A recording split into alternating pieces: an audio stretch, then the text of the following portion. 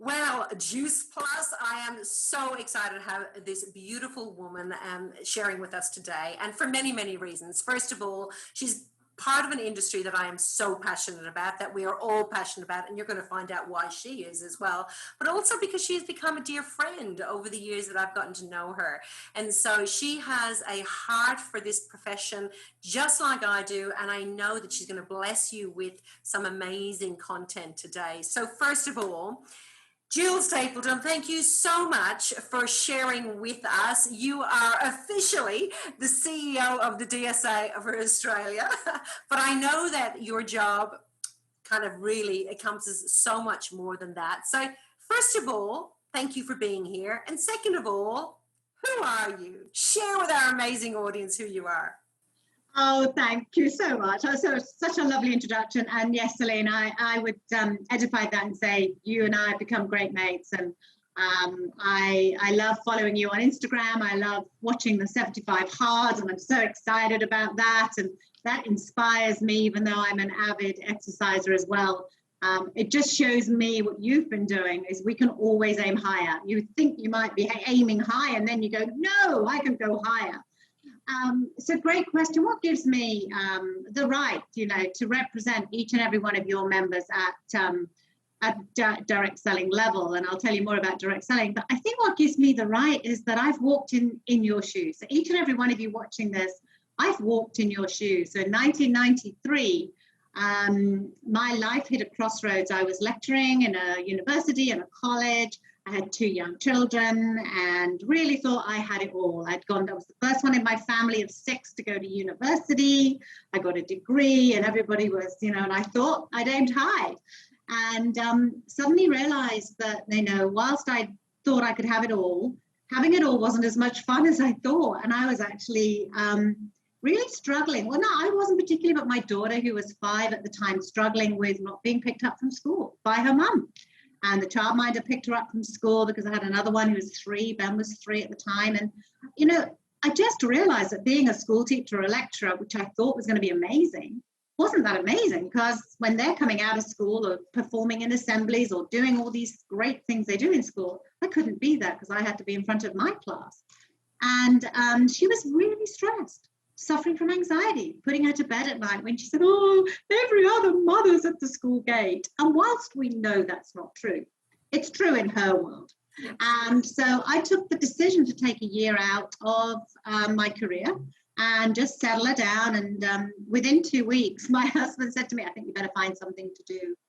And a great friend of mine was in a direct selling business in the UK. And I said, can I join? I was one of those beautiful people that you really want in a direct selling business. Then I came to her and said, I've been watching you. And, a good lesson there, you never know who's watching you and what you're doing. I'd been watching her for a year. She was lecturing in the college and she was juggling. And I said, I see what you're doing and I quite like the look of that. Can you tell me more? It took me a little while to make the decision. And again, it was my rock of a husband who said, can you just stop talking about it and do it? Give it a go. Because I was nervous and worried and anxious, like we know. But she gave me time and space, and I leapt in and built that business over the next 10 years. And unbelievable. And it was that business, working within that business, that then gave me the opportunity in the year 2000 to move to Australia. And who knew, signing an application form. And I was actually had a moment this morning I want to share. I'm a runner, Celine, you know that. And I was out this morning. I'm in Sydney. It's a beautiful morning this morning, autumnal. And I had a friend visiting me. She's in the city from the coast, and she's never run around our beautiful city. And I took her around the Opera House, and I was telling her a great story. And it's a direct selling. In the year 1999, when we all thought the world was going to end with 2.0, we watched from our little home in a little village in the UK, we watched the amazing fireworks over the Harbour Bridge as we turned 99 into year 2000. And I remember saying to the kids, 1 year we'll watch those fireworks. We'll be at that Harbour Bridge and we'll watch those fireworks. And they were like 10 and 12 at the time. And I can honestly tell you a true story. I'm getting goosebumps. In the year 2000, I got offered the opportunity to move to Australia. We moved to Australia. And that following year, just 12 months later, we were sat on the Opera House steps watching those fireworks. That's goal setting. That's what my business had taught me to do over 10 years. And you put it out there, and sometimes it doesn't happen as quickly as that. But I know that that's what happens in direct selling. It's what I've learned and what I've managed to pass on to my kids. And that is irrelevant of the product and the channel. It's what you're taught. That personal development is so strong. And that's what I love so much about it. Oh, I love it. That's giving me goosebumps too. I've got butterflies because, you know, when we've been in this profession as long as what we have been, and that what you do is you actually start to collect those stories. You hear those stories more often than not. They actually are not the exception. And it's the little things. It might not be moving right across to the other side of the world, but it is the little things that actually all these dreams that get to come to fruition because of what it is that we get to bring together. I love that. I love it. And so you moved here. And as you said, it was a direct sales kind of thing. And you've been on a journey, and now you've been involved with the DSA for how many years now? I've been in the DSA 5 years this year. Yeah. So 5 years and that. What is it that I suppose you are most passionate about? Like, what's the vision that you've got for our profession now? Because it has changed since we, you know, I've been in this profession for 37 years now. And like you said, you know, you've been in for a while now as well. And it has kind of evolved over time. Still a lot of the same principles, of course, that apply in that. But what's your vision as we look forward for our profession? What do you see? Yeah, that's another great question. When I moved into this role just 5 years ago, I was actually a wee bit concerned, if I'm honest, about the sustainability of our model.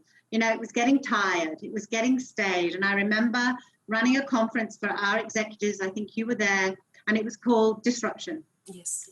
And we really did press a few buttons that year and saying, if you don't disrupt yourself, you'll get disrupted. We've got to move on. And I felt like retail were moving into our space and going online and building relationships, and we weren't moving quick enough, I didn't feel. And one of that was my research with my daughter, who's now in her 30s. And I said to her, so if you joined a direct selling company, if you're around the age that I joined, which one would you join? And she sort of went, oh, I don't know, Mum, because this one's a bit, and this one. And I went, oh, it really worried me that the future generation we were not as attractive as we could have been. And I think my vision over these 5 years and what I'm now seeing coming true is we have just become so entrepreneurial. We're becoming mainstream. We're part of that gig economy, you know, the extra income, the side hustle. And we've been doing this for, well, the DSA's been here for 54 years. So we've certainly been doing this a long time, but suddenly we've become mainstream. Yeah. And that's amazing to me. And that's my vision, is we become just part of the conversation. That when you're in high school and you're in college and they're talking about careers and lifestyles, that we become part of that conversation. That you might be doing this, but you can also do a side hustle of Juice Plus or any other one of our members. Yeah. But it becomes, and I see it, you know, what do they call it? A portfolio career. My son has a portfolio career. He has 2 or 3 jobs at the moment. And he's loving every one of them. I don't think he'll ever work in one job 9 to 5 ever. Yeah. Now, you know, my husband blames me for that, of bringing him up as an entrepreneur. But I love to see that he is dabbling. And I want us, direct selling, to be part of that conversation. And it's getting there. We're so close. And that's my vision, that we're just part of what everybody does. And I mean, we have 500,000 Australians, Celine, who interact with us, with our member companies. 500,000 Australians. So when we get that to 2 or 3 million, I think I'll be. There's so much, and I mean, but to that point, yes, it's an amazing number, but gosh, who are we not reaching? You know, that's the question that I think all of us today need to ask. Who are we not reaching? You know, everyone who is sitting here watching this today, you know, you just think about the people in your life that maybe you've not had a conversation with about product or business opportunity. You know, they're people that we are not reaching, we're not impacting. And it's not about whether they say yes or no, but do they even know that there actually is an opportunity? And I'm like you, Jill, I'm so excited about the part, and I think we are getting there. We're starting to touch on it, where people actually see this as a genuine career option earlier, like they see it like out of school, out of college, that it actually is something that is a choice rather than an accidental happening, or it's something that, like, you make that choice a little bit later, like yourself, when you kind of, you kind of go, okay, necessity means I need to try something different, what that's going to be. That's still a great option for it. But I love the opportunity where we get to see people making a actual career choice, that this is what they're going to do so early on. And even for, again, I'm going to say to all of you that are watching today, the reality is, have you actually made your choice to do this? Like, to actually go all in and make this an opportunity to be able to be whatever it is that you would like it to be. I think I think that's exciting, isn't it?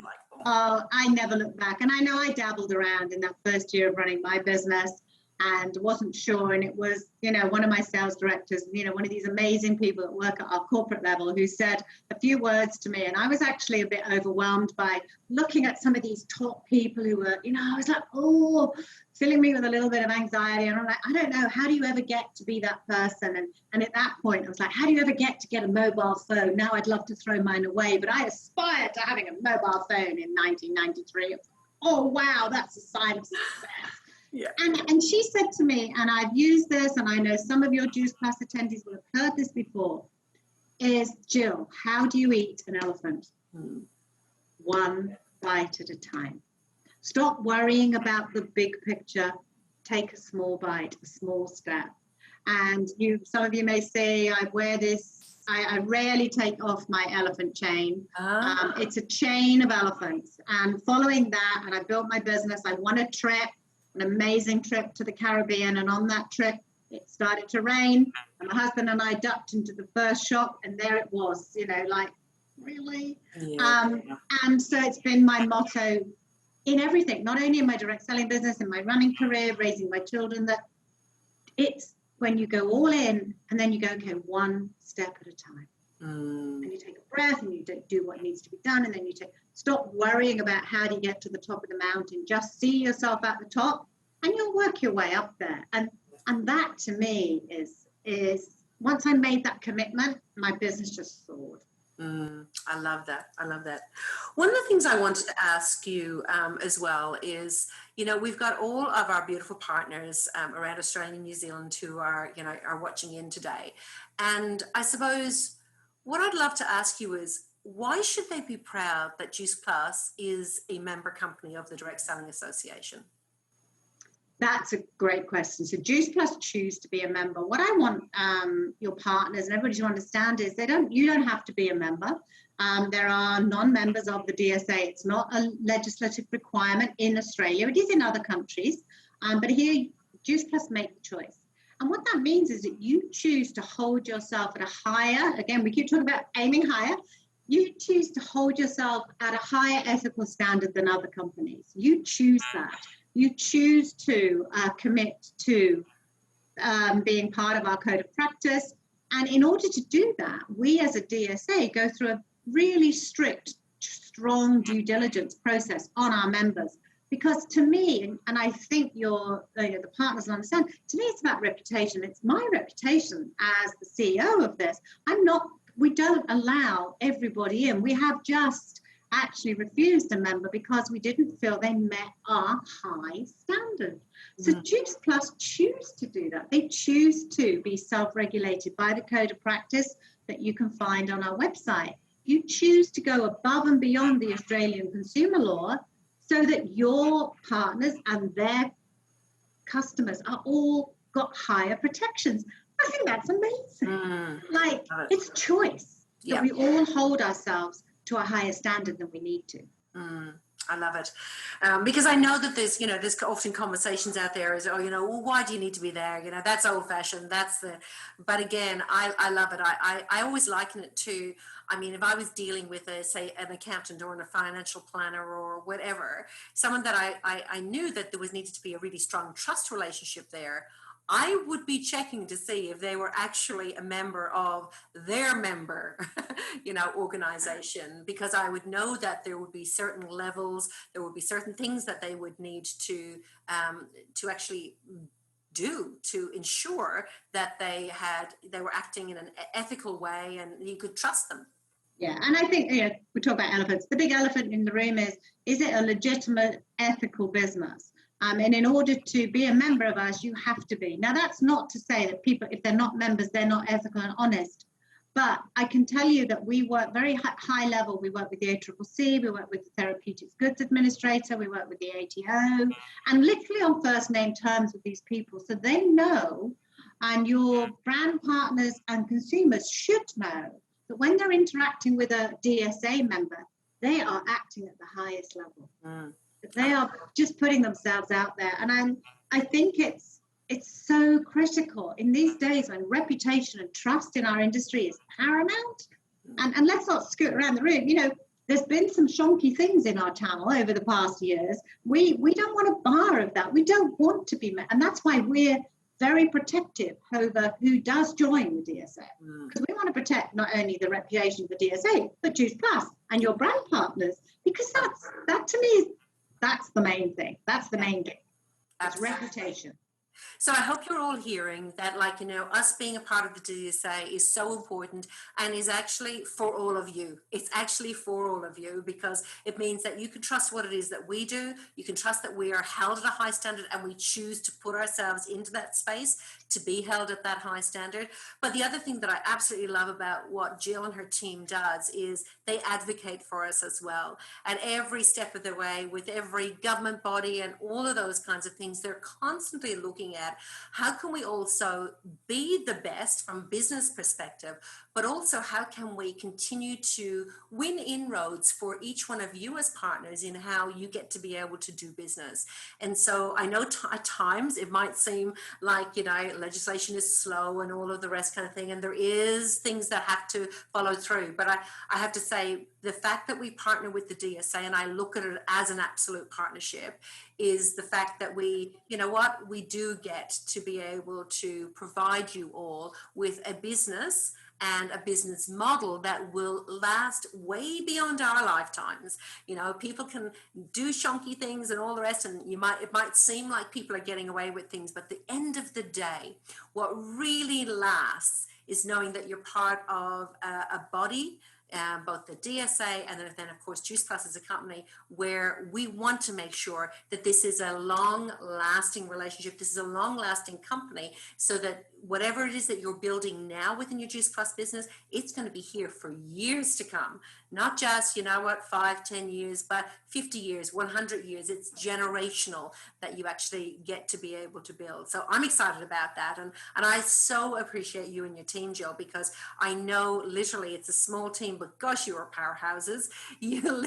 I know you work long hours to make sure that you are representing the companies and the partners out of all of the member companies. So I have to say, we so appreciate you. And we appreciate you. And I think it shouldn't go unsaid that Juice Plus definitely, as partners, have served the industry at a higher level too. You know, we've had Peter Glennie on our board. Celine, you currently sit on one of our subcommittees. And so we know that you know, giving your time, you're helping your brand partners, you're getting more involved. And it gives you more insight, which helps them have more insight. So we thank you for your contribution as well. Because, you know, without you, we couldn't do what we do. So it is definitely a partnership. Thank you, darling. So tell me, I know that we've got a handout that's going to go out. We're going to push it out and with some statistics and all the rest kind of thing. But is there any exciting things out there that you'd love to share with all of our amazing team? Yeah. And often when I do talk about the DSA, it's all around the numbers. People love to talk statistics, and usually I present to a PowerPoint, and it can get a bit dry. And so with what we've done today, Celine, we've talked about the industry in the broadest perspective, but the facts don't lie. And on our website, when you get this link, you'll see our industry as a channel, and just our members grew by 11% last year. So what does that mean? I mean, 11%, $1.4 billion were contributed to the Australian economy through what each and every one of the brand partners does and our members do. That's 1.4 billion contributed back to the Australian economy during 2020. I mean, that's incredible. I think even more so, what for me was amazing is that the total number of independent salespeople grew by 15.7%. So we had 90,000 new people wanting to join the industry. That's why I'm so excited, because we're on a roll. We are becoming mainstream. And 3/4 of those people are female. So, we don't have to worry about all of the controversies and the gender pay gap, because it doesn't exist in the independent salespeople, because you have control over how much you earn. And so our numbers for last year were incredible, and we do not see that changing. There's trends, and I'll be talking about these at our upcoming conference, trends of moving into the regions, and certainly I'll be saying to the brand partners, take a look at that.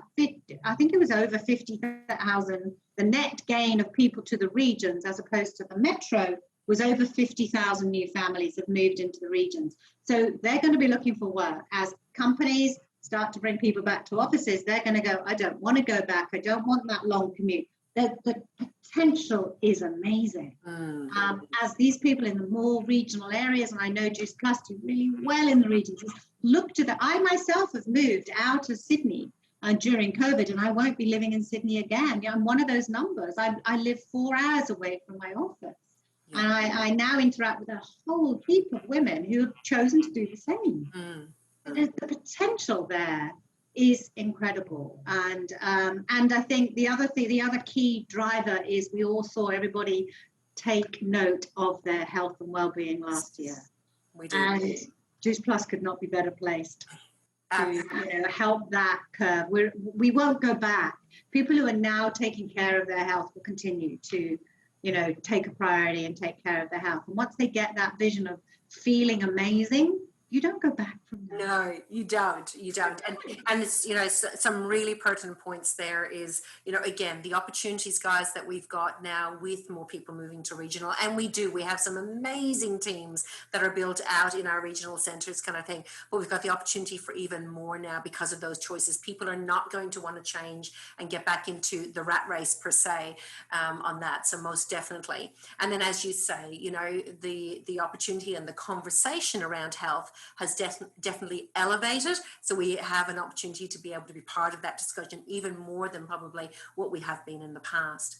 Without making any claims. We're not exactly. Between what that COVID word and anything else, but yeah. Absolutely. And we've got our beautiful business integrity team, our compliance team that are sharing more and more about that over this conference as well, which is really good because, again, we want to be that company that is up there when it comes to leading the way in how to do business from, in an ethical and compliant way. That is the thing that we do. And we know that we're on that journey every single day, but we appreciate our partners for the journey they've been on with us over the last few years as well to ensure that that's what it is. Well, as we wrap up, tell us something that the team wouldn't know about you, Gill. What's something that you do? I know what you're leading to. But one of the things I do on the sideline is I'm a marathon runner. And people look at me now and go, oh, wow, but you've always run. Well, Gillian, I didn't start running until I was age 47. I know I still look 47. But, I started running because I needed to carve out time for me. I was raising a family, running a business, and there was no me time. And I started running. And since then, I've gone on to run, 12 marathons. And would have been 13 if last year hadn't happened. Yeah. And but more than that, I'm one of very few Australian women, and I would say single-digit numbers. I'm not sure. Don't quote me on that. To hold the world major marathon medal, which means I've completed all of the world major marathons in the last 10 years. I have this amazing, incredible medal, and probably single-digit women in Australia that do that. So that is amazing. That is fantastic, and I mean, that's something that I think is just. You hit it on the head there, actually, is the reason why you started was to carve out time for yourself. And I think that's so important. Whatever it is that we need to do, choose to do something. But even better when you choose to do something that actually adds to your health and well-being and vitality and that as well. I think that's really, really important. Yeah, and I think it just leads into what we're saying about it's being aligned with your true values. We talked about when I joined this business, I looked at Anne, who I'm still in contact with nearly 30 years later. I watched her. So each one of us has to be a role model because it's not about what we say, it's about what we do. It's monkey see, monkey do. People are looking at us and they'll if we become attractive, they will be attracted to us. And, Absolutely. Yeah, you know, you hit it on the head. It's true. Even the journey that I've been on recently, I can't get over how many people have reached out to me that I don't even realize were even on my social media that are watching. I'm so proud of what you're doing. You inspired me to go to a yoga class last night. I was tired and I'm like, no, but I've done nothing today. And Celine's probably done 2 already today. I have to go and do 1. I love it. I love it. I love it. Well, Gill, as always, it's just always a pleasure catching up. And I thank you so much for carving out time to be able to sew into our beautiful team right in the middle of you organizing your conference as well. And that's the only reason I'm not there. I would so love to have been there with you all, but yeah, we have a small team of 3 and we're doing the same as you. So yeah, unfortunately, I've got to put the oxygen mask on self, which is another one of my mottos, and I have to look after my team here. So. Yeah, absolutely. No. Well, so appreciate you taking the time to hang out with us anyhow in whatever form, and hopefully next year we'll be able to be live in the same room. That would be really cool. But again, thank you so much. We appreciate you and your team, what you do for our industry, our beautiful profession every single day. Thank you, darling. We thank you and all of the brand partners out there, because without you building this amazing business, we couldn't be doing what we do to serve you. So thank each and every one of you. Awesome. God bless. Thanks, Celine.